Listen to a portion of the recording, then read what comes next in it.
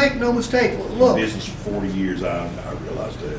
it's a beautiful thing. You know, this morning I said, look, a bunch of people woke up this morning and decided they were in the market for a car. What do most of them do? Get online. You know what they should be doing? Calling Scott, calling Daniel, calling Rick. That's what they should be doing. But they don't know anybody.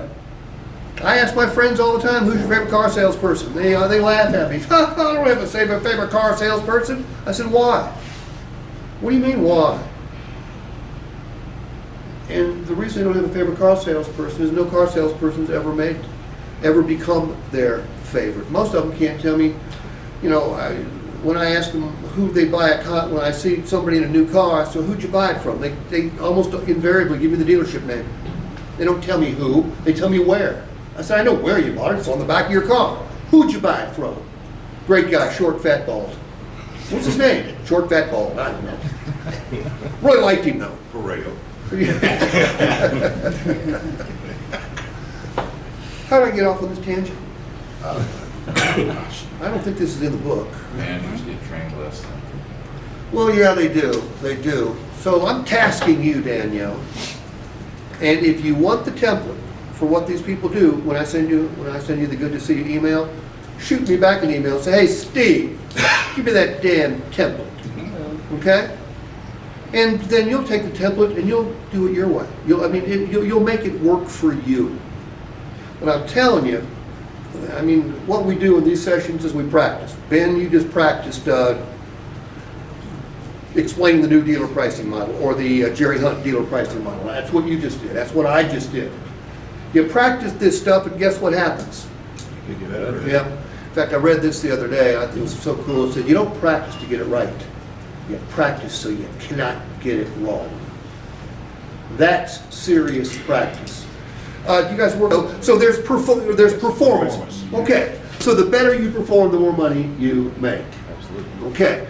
If ever there was a profession, if ever there was a job that should require practice, it would be one that you're paid based on performance.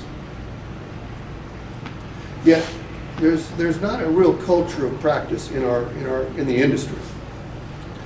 I don't know whether it was so easy to sell cars at one time.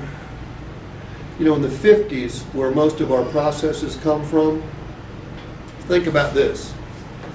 The Germans weren't buying cars or making cars because they had been bombed into the Stone Age. The Japanese had been nuked.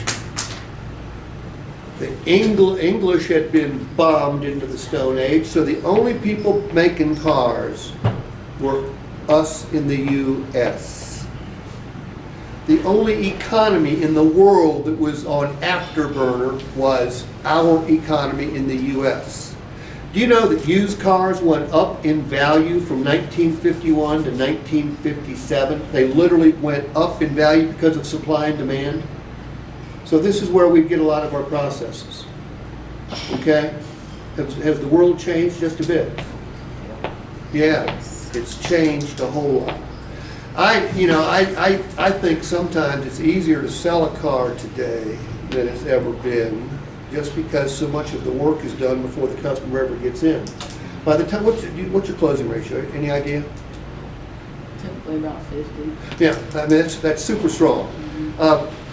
20 years ago, no dealership in the world closed at 50%. In fact, average closing ratio was closer to 12 or 13%. Every has gone up just because by the time the customer gets there, you almost have to, you got to really screw up sometimes. Now, obviously, some people can't get bought.